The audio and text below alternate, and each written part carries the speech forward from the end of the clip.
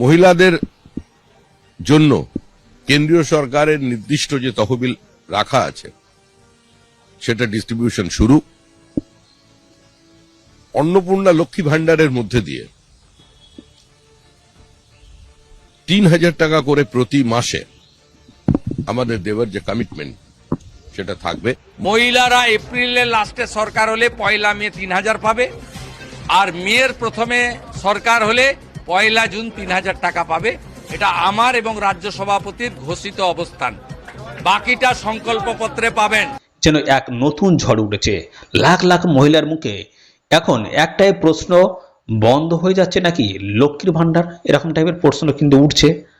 আর তার বদলে কি সত্যি আসছে বিজেপির প্রতিশ্রুতি দেওয়ার মতো অন্নপূর্ণা ভান্ডার, যেখানে মাসে একবারে ৩,০০০ টাকা করে পাবেন রাজ্যের মহিলারা?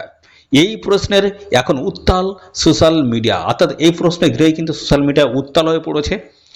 তো গ্রাম থেকে চায়ের দোকান, শহরের বাস স্ট্যান্ড থেকে বাজারের আড্ডা, সব থেকে বড় চর্চা শুরু হয়েছে এই অন্নপূর্ণা ভান্ডার বা এই প্রকল্প নিয়ে, আর লক্ষ্মীর ভান্ডার প্রকল্প নিয়ে, যে লক্ষ্মীর ভান্ডার আদৌ বন্ধ হচ্ছে কিনা। এই সমস্ত বিষয়গুলো নিয়ে কিন্তু আলোচনা চলছে বিভিন্ন জায়গায়। কারণ বাংলার রাজনৈতিক পরিস্থিতি বদলে গিয়েছে, মমতা ব্যানার্জি আর ক্ষমতায় নেই। এই খবর সামনে আসার পর থেকেই তার সরকারের চালু হওয়ায় একাধিক জনপ্রিয় প্রকল্পের ভবিষ্যৎ নিয়ে তৈরি হয়েছে ধোঁয়াশা। আর সেই তালিকার একেবারে উপরের দিকে রয়েছে লক্ষ্মীর ভান্ডার। বিগত কয়েক বছরে বাংলার মহিলাদের কাছে লক্ষ্মীর ভান্ডার শুধু একটা সরকারি প্রকল্প নয়, বরং সরকারের একটা বড় ভরসা হয়ে উঠেছিল এই লক্ষ্মীর ভান্ডার। প্রতি মাসে নির্দিষ্ট টাকা ব্যাংক অ্যাকাউন্টে ঢুকে যাওয়ায় বহু পরিবারের আর্থিক চাপ অনেকটা কমেছিল। কেউ এই টাকা দিয়ে সংসার বাজার করেছেন, অর্থাৎ সংসারে খরচ বা বাজার করেছেন। কেউ শুধু কিনেছেন, কেউ ওষুধ কিনেছেন, কেউ আবার নিজের ব্যক্তিগত খরচ সামলেছেন। মমতা ব্যানার্জি সরকার এই প্রকল্প চালু করার সময় দাবি করেছিলেন মহিলাদের আর্থিকভাবে স্বনির্ভর করাই এর মূল লক্ষ্য। সেই সময় সাধারণ শ্রেণীর মহিলারা পেতেন ৫০০ টাকা এবং তপশিলি জাতির উপজাতির মহিলারা যারা ছিলেন তারা পেত ৭০০ টাকা।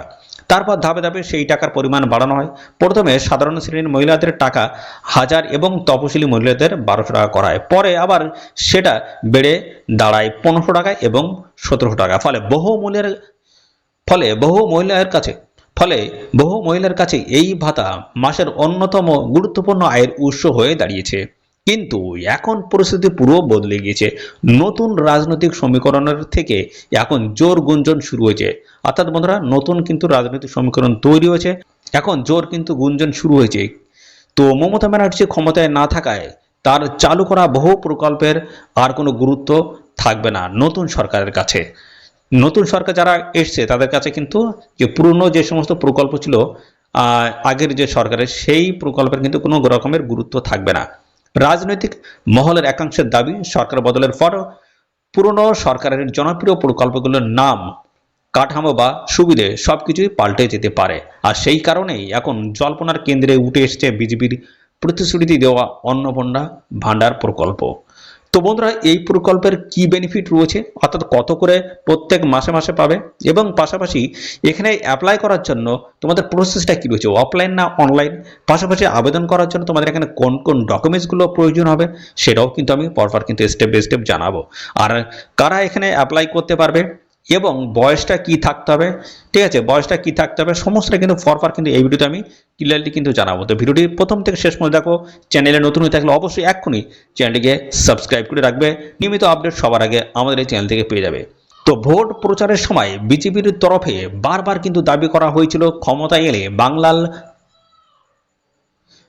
এলে বাংলার মহিলাদের জন্য মাসের ৩,০০০ টাকা করে দেওয়া হবে।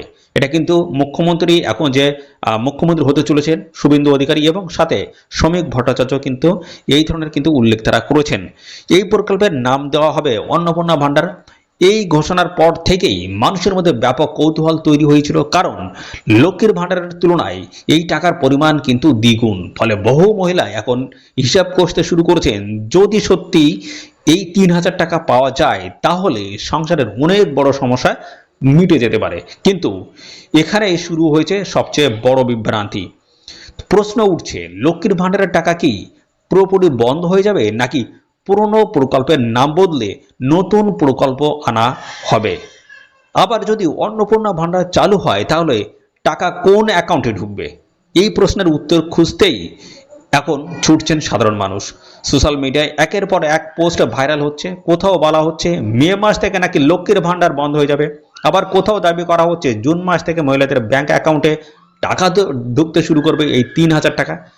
এখনও শোনা যাচ্ছে, তো এমনটা কিন্তু শোনা যাচ্ছে মে মাসের 9 তারিখ সরকার গঠনের পর এই নিয়ে বড় ঘোষণা হতে পারে, যদিও এখনো পর্যন্ত সরকারিভাবে কোনো বিজ্ঞপ্তি কিন্তু প্রকাশিত করা হয়নি। তবুও জল্পনা থামছে না। সব থেকে বেশি আলোচনা হচ্ছে ব্যাংক অ্যাকাউন্টে। বহু মহিলা জানতে চাইছেন আমাদের যে লক্ষ্মীর ভাণ্ডারের অ্যাকাউন্ট রয়েছে সেখানে কি নতুন প্রকল্পের টাকা ঢুকবে, কারণ ইতিমধ্যেই রাজ্যের লক্ষ লক্ষ মহিলার ব্যাংক অ্যাকাউন্ট, আধার নাম্বার, মোবাইল নাম্বার সরকারের ডেটাবেসে কিন্তু রয়েছে সমস্তটাই। ফলে নতুন করে সব তথ্য নেওয়ার দরকার পড়বে কিনা তা নিয়ে তৈরি হয়েছে ধোঁয়াশা। তো খবর যেটা আসছে, সূত্রের দাবি নতুন প্রকল্প চালু হলে আবার নতুন করে আবেদন করতে হতে পারে, মহিলাদের নতুন ফর্ম পূরণ করতে হতে পারে, ব্যাংক অ্যাকাউন্টে ভেরিফিকেশন, আধার সংযুক্তিকরণ, নথি যাচাই সবকিছু আবার নতুন করে কিন্তু হতে পারে। আবার অন্য একটা মহলের মতে পুরনো লক্ষ্মীর ভাণ্ডারের তথ্য ব্যবহার করেই নতুন প্রকল্প চালু করা হতে পারে। অর্থাৎ কি প্রকল্পের নামটা শুধু চেঞ্জ হবে, আর কিন্তু আগের যে ডকুমেন্টসগুলো যা দেওয়া ছিল সেই ডকুমেন্টস বা সেই যে তথ্যগুলো দেওয়া ছিল তার বেসিসে কিন্তু টাকাটা ঢোকানো হবে, এমনটা কিন্তু অনেকের দাবি।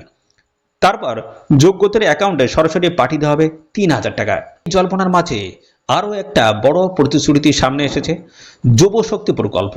বিজেপির তরফে দাবি করা হয়েছে বেকার যুবক যুবতীদের প্রতি মাসে 3,000 টাকা করে দেওয়া হবে। উদ্দেশ্য তাদের আর্থিকভাবে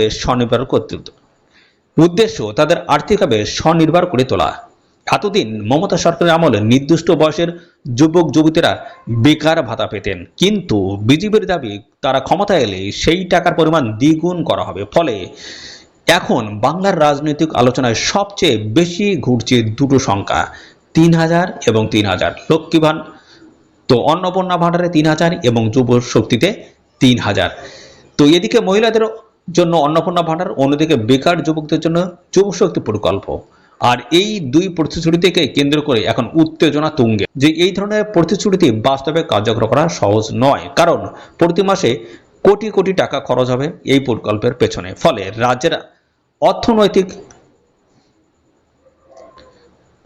রাজ্যের অর্থনীতির উপর তার বড় প্রভাব পড়তে পারে।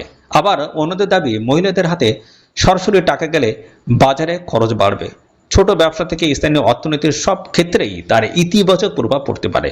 কিন্তু সাধারণ মানুষের কাছে এখন অর্থনীতির হিসাবের থেকেও বড় হিসাব হলো টাকা আদৌ আসবে কিনা।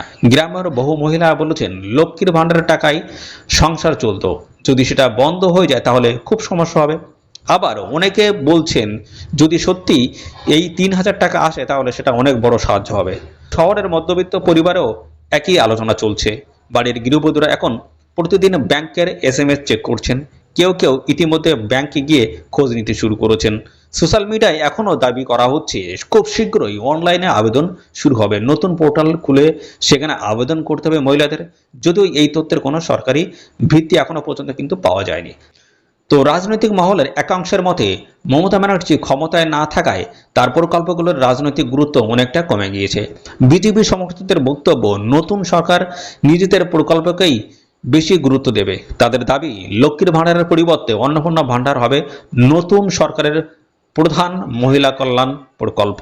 ফলে পুরনো প্রকল্পের আলাদা কোনো অস্তিত্ব ভবিষ্যতে নাও থাকতে পারে।